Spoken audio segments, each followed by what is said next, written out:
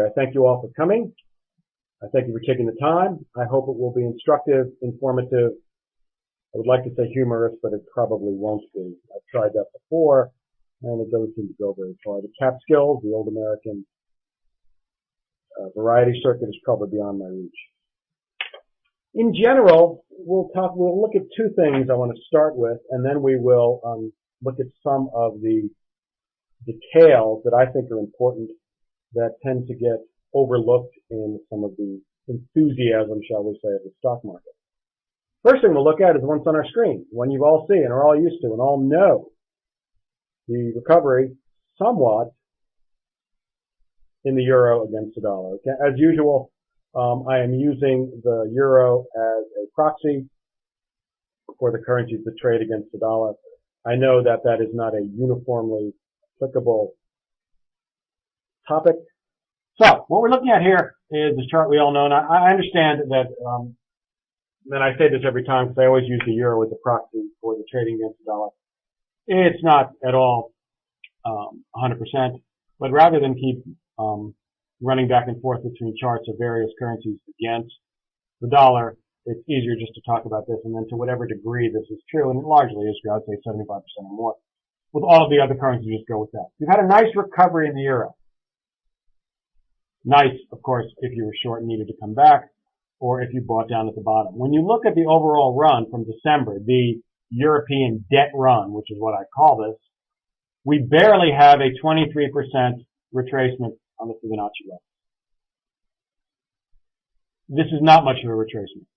This is certainly not another trend. This is a sense, profit taking, that the extent that the euro was oversold, and it was, that the driver of this fall, which had been, of course, the European debt problem, has, for the time being, or maybe permanently, but at least for the time being, taken a breather. There is no new bad news coming out. And one thing that's very true about markets is that you have to keep, it's like a circus. You have to keep topping what you did before in order to get the same amount of bang on the market. We had 6 months of European news. The market is sated on European news. The market is jaded on European news. The only way to keep it going, to keep the euro going down just based on that without an initial breather, is for something to truly blow up, for things to get even worse. That didn't happen. I didn't think it would. This is a long, grinding crisis, which has as much to do with politics and the long-run sustainability of the European social democratic model as it does with anything else. So this breather, once the bad news played out, is natural. It is, as I said, it's not much of a breather. It's 23.6%, a little bit more on the Fibonacci level. Barely enough to note in the long run of things. In a real recovery, in a real retracement, on a move like this, you'll normally get 50% at some point. That would bring us up to 35 to figure. I don't think we're going to get that far this time. I think we're probably going to be between 25 and 30 for some time, much like the consolidation we had around here, although the trend here was still down, and I think the trend here is going to be a bit neutral. But we'll talk about that in a second. The other thing we've seen this week and last week has been an enormous 7% or more stock market rally in the United States and also around the world, but this is a big one in the United States. Two facts about this, I think, are important. One is the volume that has gone through on a lot of these days with big moves has been quite limited. That means there's not a lot of widespread participation. You're getting professionals in the market. You are getting fund managers who, once they see a move that's likely to continue, must to keep their returns where they want them to be. They must follow. For a fund manager, it's irrelevant for a certain portion of their portfolio what the reason is and whether it jives, agrees with their own analysis. If it seems clear, and it was clear a week ago, that there's going to be a move up in the Dow, in the equities, then it is essential for fund managers to participate for obvious reasons. Their averages, their returns will be damaged with something they can relatively see ahead of them. So you get a real sense in the professionals of piling onto this market. And I think we've seen a good deal of that in this market. What's driving it right here has been a sense that it was very much oversold, and I think that's true. Markets always overshoot. Currencies, commodities, whatever it is, markets overshoot. And then they pull back, and we're seeing that in the equities. Also, this week we have a number of earnings season, as they call it, earning reports that are out. I've always been a little bit dubious of the estimated and returns in earning reports in the equities markets. They're considerably different in conception and also in purpose than the actual statistics that are reported by the economy. When you look at statistics in the economy, economists and those who make judgments on these things are really looking at a prediction of accuracy. Now, you have to, of course, factor in that they have all commentators, including myself, have a view, as much of all traders do. You have your general view of what you're going to think is the long-term trend in the market, and that biases your judgment. So if you're looking at a potential position and you're 50-50 on it as far as the technicals go, you'll factor in your long-term view, and that'll give you a bias from the other. You can clearly see that my bias against euro, at least for some time, has been down, and pro-dollar. In the equities, the natural bias of the market is up. We know what the reason for that is. Economies expand. There are restrictions in almost all markets on short selling, so it becomes difficult to have an unbiased position book. Equities also have a longer-term bias, which is real, and nothing manipulative about it. But there's also the issue that many of the commentators and those who issue earnings estimates work for houses that sell stocks, brokers, banks, others who participate in the market and earn commissions on their trades. For these people, the natural institutional bias, logical bias, and you might say emotional bias is up. But for them to provide that upward bias, if you will, or to work it into the market, it always pays to keep the earnings estimates a bit lower so that the figures when they come in are better. The market beats estimates. When markets beat estimates, when big corporates beat estimates, it drives the market higher. So it never seems puzzling to me that in a very unstable, what looks to be a very, very mediocre market, all of these firms do, not all these firms, but many of the firms in the Dow beat their earnings estimates. We're seeing that. We saw that with Alcoa yesterday. 2 days ago, we saw it with Intel yesterday after the close. Excuse me. Now, the reason I'm talking so much about the equities is because the equities are reflecting something that may or may not agree with what's being reflected in the currency markets if they're trading off the same information. In this case, I think they're not. We'll talk about that in a second. So we have the equities with a relatively strong rally, not a broad-based rally. Look at the facts behind it. Is it possible for the corporations in the Dow, particularly the Dow, to have good earnings reports, good profits, without a strong recovery in the United States, without a recovery in hiring, without a drop in the unemployment? And the answer, of course, is absolutely. Many of these corporations have operations that get 50% or more. I believe Alcoa, gets 50% of its earnings from overseas. With this kind of balance, it is quite possible for companies to have robust earnings, at least as far as estimates go, in a weak U.S. economy. And I think we're seeing that right now. Following up, it doesn't mean that strong earnings are going to provide a strong recovery in employment in the United States. It looks to me that the recovery in the equities is based on a different set of criteria than the recovery in the euro. Normally you might look with the Dow as a reflection of the American economy in 6 months. Dow is doing well, or at least it's doing better. Are we looking at a better economy in 6 months? I would say in this case, it's very dicey and very problematical that we are. I think this rally is based on improved company profits, which have a number of factors in them. One is overseas earnings. Two is the enormous amount of cost cutting and improved efficiency that almost all firms in this country and around the world have done over the past 2 years to enormously improve their profitability margin. And three, money is still really, really cheap. All of these things are helpful to companies' bottom line. So we have that very specific, not general economic boom conditions supporting corporate profits.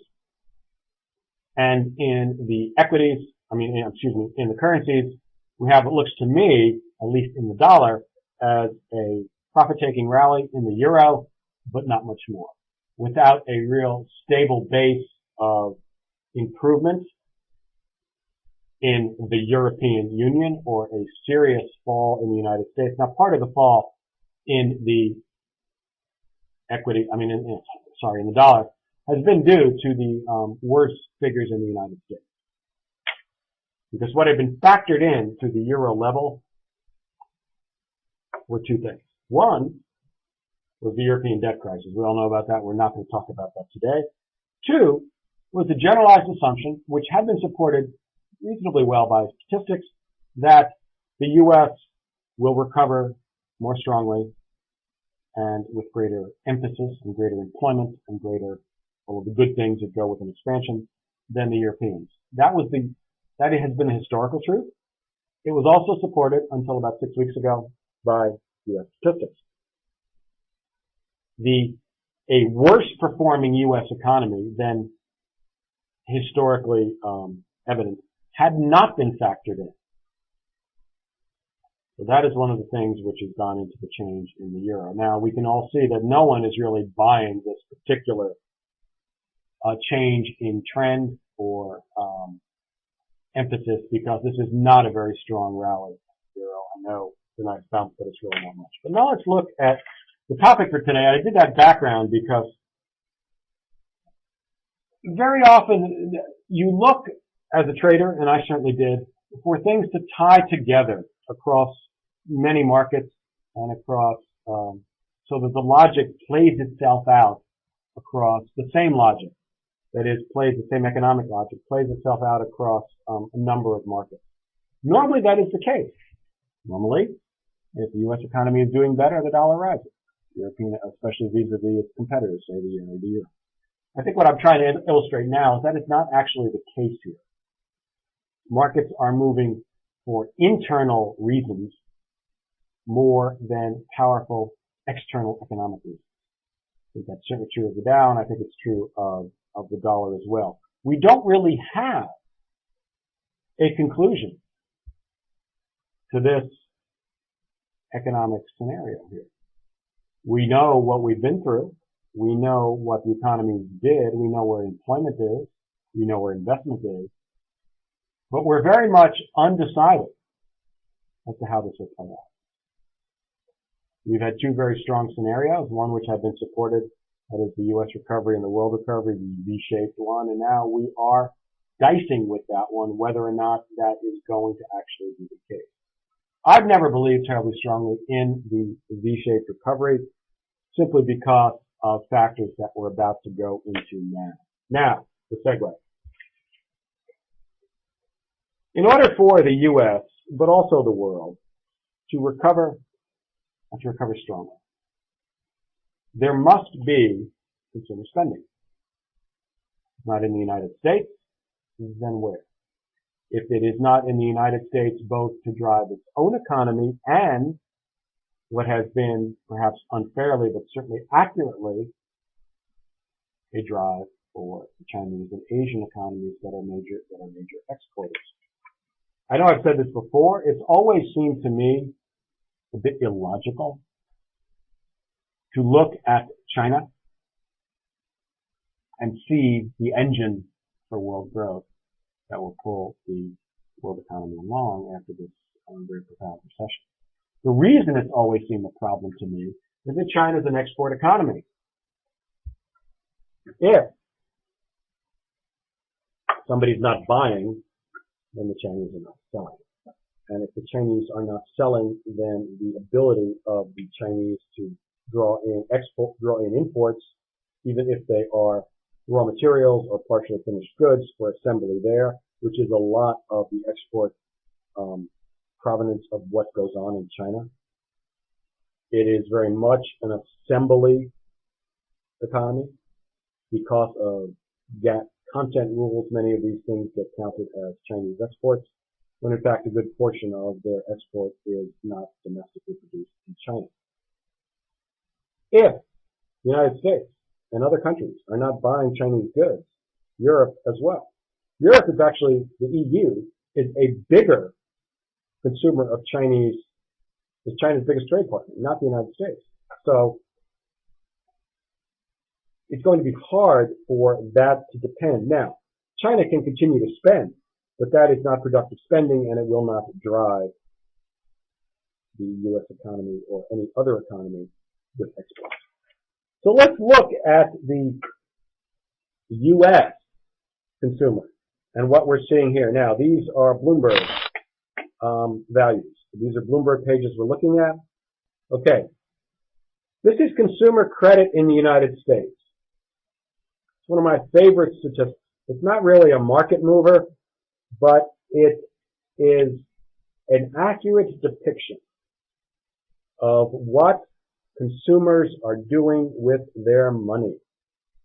The consumer sentiment numbers are great. The markets trade on them, but they're sort of, English. They're, how shall I put this? They are English survey questions. They ask things like, I think sometime in the coming weeks, we do webinars here at FX Solutions on various aspects of the market. One of the things I'd like to explore, and we can explore this for FX Street too, are the origin of how these statistics actually work and how the surveys are conducted, questions that they ask, and what you're getting back in information. Because we hear the number of consumer sentiment, okay, well, that's great. But it's a lot more interesting when we actually know what goes into it and you can see how subjective some of these things can be. The subjective numbers are the consumer sentiment numbers.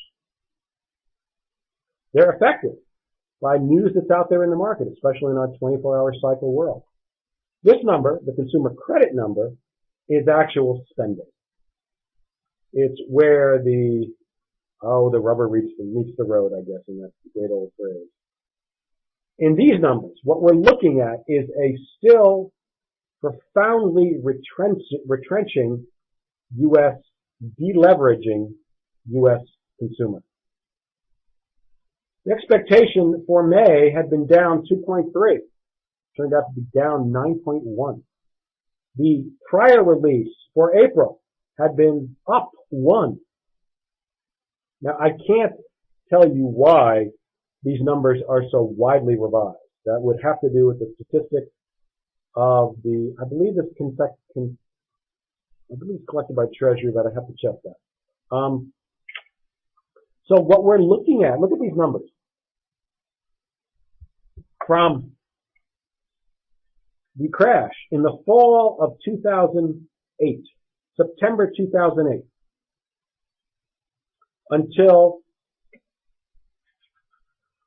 January this year, when everybody in the United States skipped, not everybody, but a lot of people skipped Christmas, or at least bought less, and then waited for the sales in January.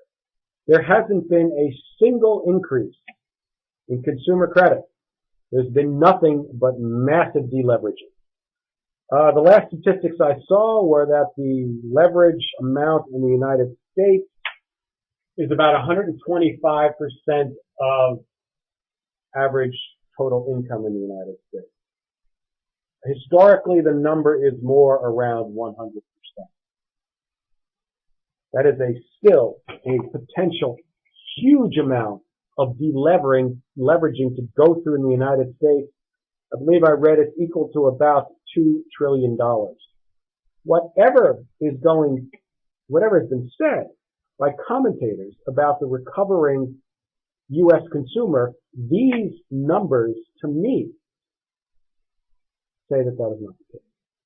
That the consumer is not returning to the stores in the types of numbers or with the type of spending that's going to drive any profound recovery here.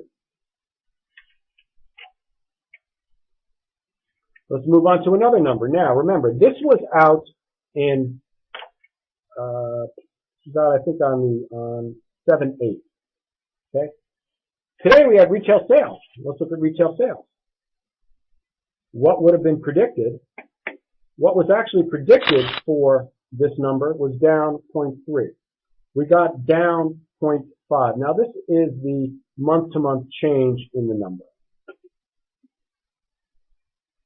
But you can see that during the recession, or during 2008 and 2009, there were steady declines in this number. Now, this is a very volatile number, so it's not actually still predictive of what you're going to see in the economy. Let's take a look at the Bloomberg, the year-to-year number on this, which is part of this is the year-to-year change number. Let's take a look. This looks considerably different. And in fact, on the face of it, it looks considerably better. But look what we're comparing to. June to June. May to May. We're looking at improvements on the absolute lowest point of the collapsing consumer spending throughout late 2008 and 2009. So these figures are, in my mind, deceptive. Let's go back a little bit and see what we can get for some prior figures here. Let's go back to the recession in the early part of the last decade. So even during the recession of 2001 and 2002, look at these numbers. This will give you some sense of the profound change that happened in consumer spending in 2008 and 2009.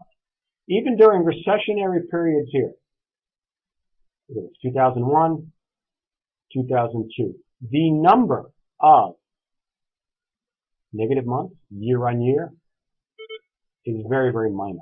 There aren't any really, except for 9 September 2001 and 10 October 2002. So when you see recoveries, what really is fascinating about this recession is this period right here, is the enormous fall and I think shock to family budgets and family psychology that happened during this period. For me, that kind of once in a lifetime development has profound effects on the amount of spending and the consumer's view of their own family budgets, especially when coupled with the enormous amount of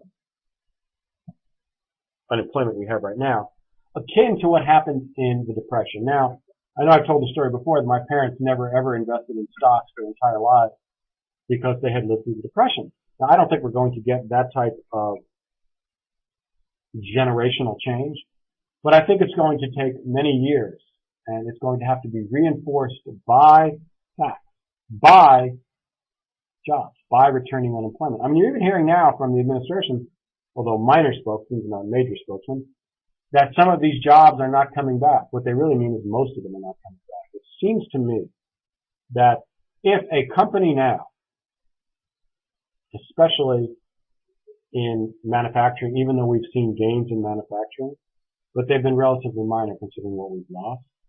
Companies are sitting on a great deal of cash right now. They are concerned about many things. They're concerned about economic policy. They're concerned about what we've been talking about here. But if they're choosing to expand, would they not, in many cases, expand at a lower cost environment, and that does not mean the United States, unfortunately. So it does seem realistic that unless new types of jobs are created in new industries, which is not currently being encouraged by economic policy, that many of these jobs are not going to be replaced. The United States, like much of the developed world, is an exporter and a creator of high-value goods. I know I've spoken about this before. Those are the types of jobs that we want to create here. We want to create the Apple jobs here in the United States. Because Apple, as an example, and not the only one, of course, is a product that people will pay a premium for because it is high value, unique, and it can't be duplicated, and hasn't really been duplicated in its capabilities. Those are the kind of jobs you want to create here. There are many fields where new technology is, shall we say, developed, at least on a scientific level, and probably stands for exploitation on a commercial level. That type of risk-taking is currently in abeyance in the United States. So retail sales, we can see what we saw in retail sales here. Again, the emphasis is on the difference. Even though these numbers look good, in fact, they are, to my mind, extremely mediocre when you factor in the real situation we were in after the recession in 2008, 2009. Okay, so now let us look at, well, the retail sales number. Let's check this number out right here. Oh, here we go. Okay, the retail sales number is improved if you look at retail sales less auto. Okay, the retail sales is down 0.5. The retail sales less auto was down 0.1. Okay, so obviously people are not buying cars, or at least not very much. Let's take a look at the actual car numbers and see what we have here. And let's make some comparisons to the type of change in the economy that we've seen. Now, cars are very much an American institution. This country drives more, I think, than any country in the world by far. And the space and road system in this country and the freedom provided by cars are one that's very useful. I mean, many of us in America, and I live in New York, I live in Manhattan, I still commute by car because I work in Jersey. Look around you in the morning on your commute when you're driving, 7:38, 8:30, whenever you're driving, and see how many cars are occupied by one person. It's rather astonishing. It is not a very efficient use of resources, but it provides an enormous amount of individual freedom. It makes for a very flexible workforce. Many people would not think at all about driving an hour to work in the morning. I drive half an hour myself. And I live in one of the few areas of the country that is well supplied with mass transit, and New York City in general. So this type of association with cars is very much an American item. Take a look at some of these numbers. Let's look at total vehicle sales first. These are cars produced sold in the United States. About 2/3 of them are domestically produced, not just from the American automakers, but by foreign automakers that are here. Let's look at some of these numbers. Auto sales, total vehicle sales is what we're looking at here. In June, it was 11.08. Expected was 11.4. What kind of averages are we talking about? What was normal in this market? Well, the 6-year average going back to 2004 was 14.56. The 11.08 number, now this is 3/4 into the recovery, is still 24 actually percent less than the average. And this average includes the recession. Look at the average of an area which has a much milder recession in it, the 5 years from January 2000 to December 2004. The average there was Hold on, I'm looking up here. Well, somebody can see with 3D glasses. I don't think my presentation is profound enough for 3D, but maybe it is. I doubt it. Anyway, if anyone has any questions, please type them into the screen whenever they are, and I'll answer them. I don't mind stopping at all. I much prefer these things to be as much a colloquium rather than a lecture, despite my presentation style, which is very much lecture-oriented. I know. I've been told that a few times. The January 2000 to December 2004 numbers, the 5 years, the first part of the last decade, the average was 17 million cars. We're 35% below that. If we look at domestic sales, now remember, domestic sales are, of course, what produces. I understand for the black screen. I got it back. Thanks. Domestic sales are what produces. Domestically produced cars are what produces domestic jobs. And the auto industry, I believe, is still the largest, if you take in all of the suppliers, industry in the United States. Domestic cars in June, 8.57, considerably less than the 8.81 expected. May had been 9.14. Again, we're looking at here. Let's go back to the other one. Let's look at total vehicle sales that we just had up. The change is interesting. We peaked out in the beginning part of this year, and we contracted since then. This very change is depicted in almost all of the statistics that you're looking at for the American economy. So this is not some anomaly that people have stopped buying cars but are doing other things. This is the change that we're seeing, especially for the last 2 months, either a stall or a change in trend in the United States economy. Domestic cars. May, as I said, was 9.14, which had been the peak post-recession. Well, what are the averages? The 6-year average is 11.24. We're 24% below that, identical in percentage to the total vehicle sales. Domestic, January 2000, the 5 years, first part of the last decade, the average was 13.81. We are 38% below that statistic. So the idea that consumers and retail sales and consumer spending in general is headed for a great recovery seems to me highly optimistic and not supported by the statistics. As I did with consumer credit, the numbers that actually, even if they are retrograde, meaning that they look back rather than, they don't necessarily tell you what's going to happen in the next month, where consumer sentiment numbers make an attempt to judge people's view forward to what they think is going to happen, what they're thinking of their own conditions, their own jobs in the next several months. The numbers themselves and their ability to predict seem to me to be much more effective than the types of sentiment numbers that are much more commonly used to predict. And these numbers, to me, do not give, in any sense, the idea of a very strong recovery here in the United States. There was a very, it seems to me, a very sort of logical extension into the future of some of the recovery that happened in the latter part of last year and the early part of this year. And this is not to say that things are headed profoundly down. I've never bought that view. The sense, perhaps, of geniality, of positive movement that was generated by the recovery from the very depths of 2009 and 2008 would naturally provide a more positive view of the world economy and the United States economy looking forward. The problem is that that recovery did not and has not translated into returning job growth.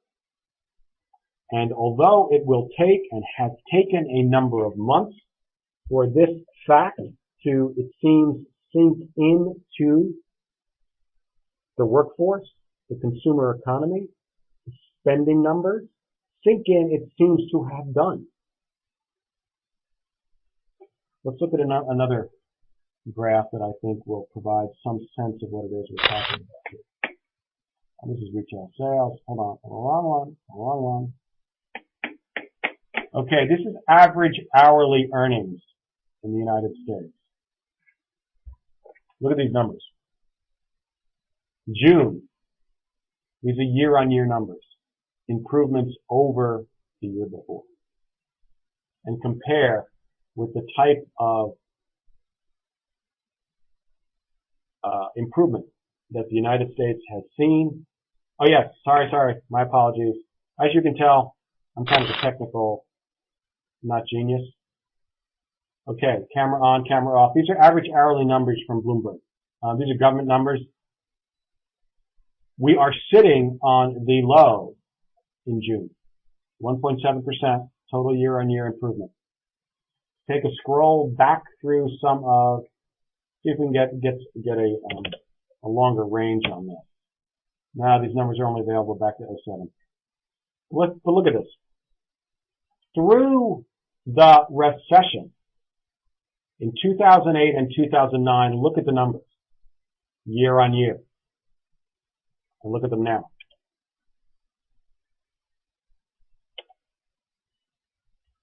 This does not seem to me to be the type of income growth that is going to provide anyone with an excuse to start spending a bit.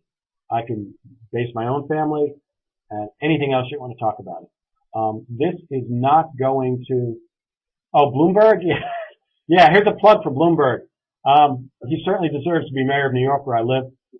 It is in my opinion, I've heard the number, the best information system I have ever seen. It's just without peer. I believe I think one of these, access I believe is $1,800 a month. Probably not supposed to talk about that, but it is brilliant. It really is. You can do more with it. You can get more information. It's one of those things. It's sort of like a cell phone. You can't imagine how you ever lived without it. It's one of those. I can't imagine how I ever actually did my job competently without this. So anyway, these are the numbers you're looking at here. Not only are the numbers tailing off dramatically, 1.7 is less than half of 3.6, which is a year and a half ago. It's clear that not only are people lacking jobs, but that the companies are using the high level of unemployment to restrain their compensation. Now, you would be any company, the CEO, the executive of any company would be absolutely remiss in their corporate responsibilities if they did not do that. But you can see the result on consumer earnings and on the potential for consumer consumption in the United States. Let me just take another, see if there are any questions here that we want to talk about. Yes, many are predicting another general downturn and a long, profound recession. I don't see that just yet. I do think we are entering into a long period of relatively low growth, and even if you get 2.5 or 3% growth in the United States for quite a few quarters, it is not going to provide job creation. It's not going to provide job growth.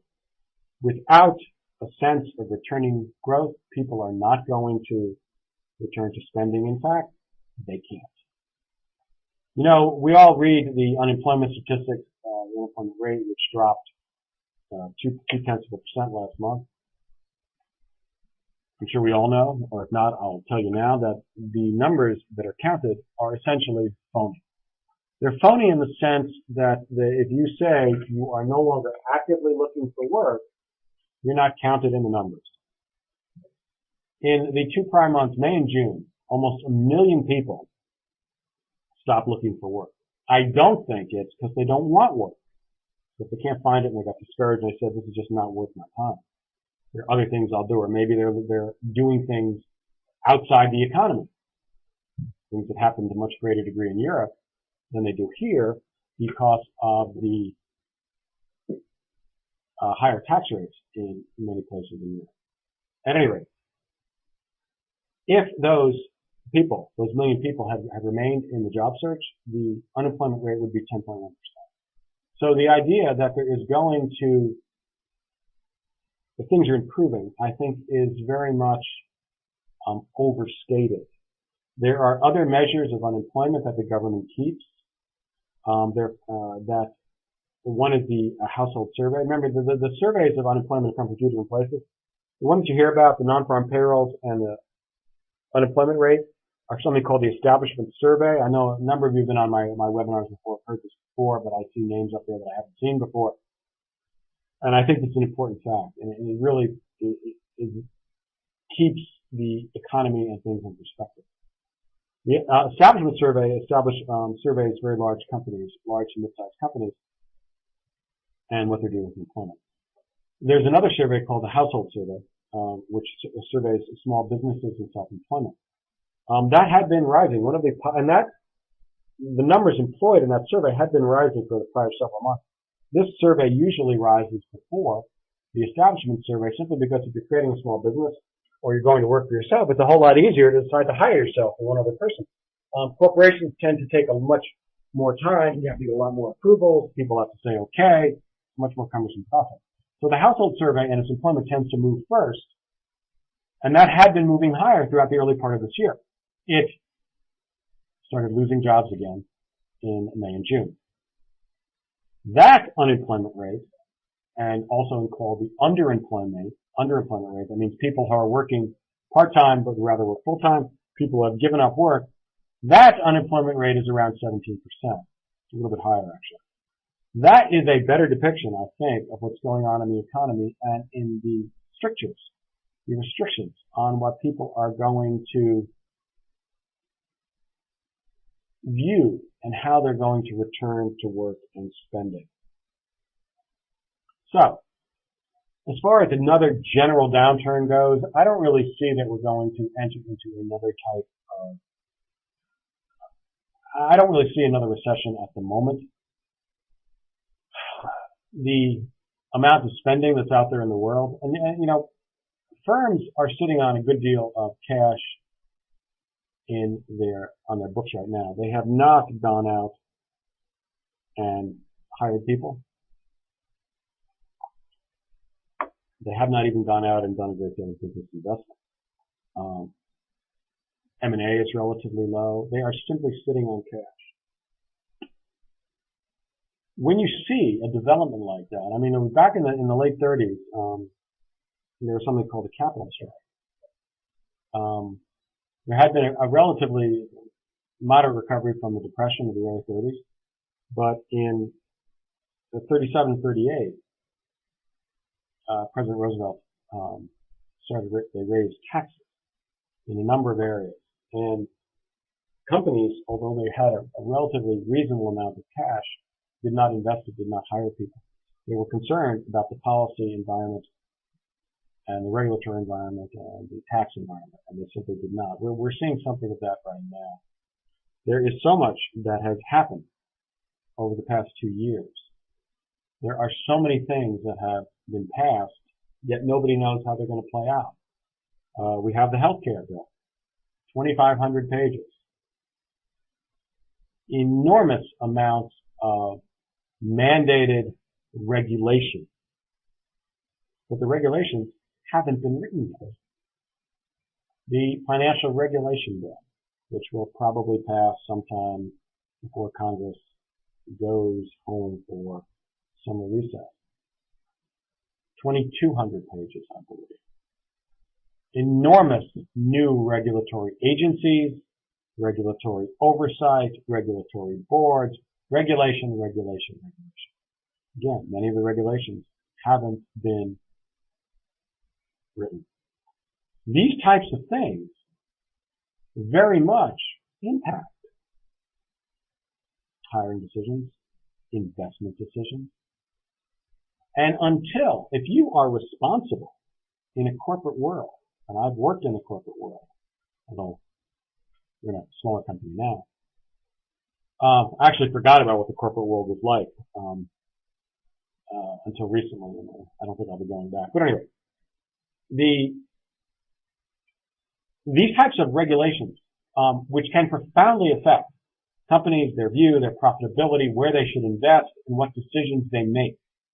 Whether they make decisions based on tax avoidance and regulatory changes, or they make them on their own estimates for where the best investment is in growth. Until they play out, until they're written, until companies know where they're going to be and what they're going to do and how they're going to have to face it, they are simply not going to take the risk of hiring someone. When you look at this type of return that companies are paying, when they see the benefits that they're able to get from unemployment, and I know it's rather harsh to say it that way, but it's true. As I said earlier, a company CEO would be completely faulty in their view of what they're doing and how they run their company if they did not use the recession and the unemployment to the best of their ability to improve the structure, the status, and the profitability of their business. And companies are clearly doing that. But when you look at these numbers and you want to consider how this is going to affect, companies have been so successful at increasing their profitability, cutting costs. They're looking at this for the past 2 years, a very scary time for people who are in charge. Very scary. And they've been very successful in improving their company's profitabilities. They're sitting on tons of money. They've been so successful. Why, without a good sense of what's happening in the future, would they increase employment now? When you combine that with the regulatory and policy environment in Washington,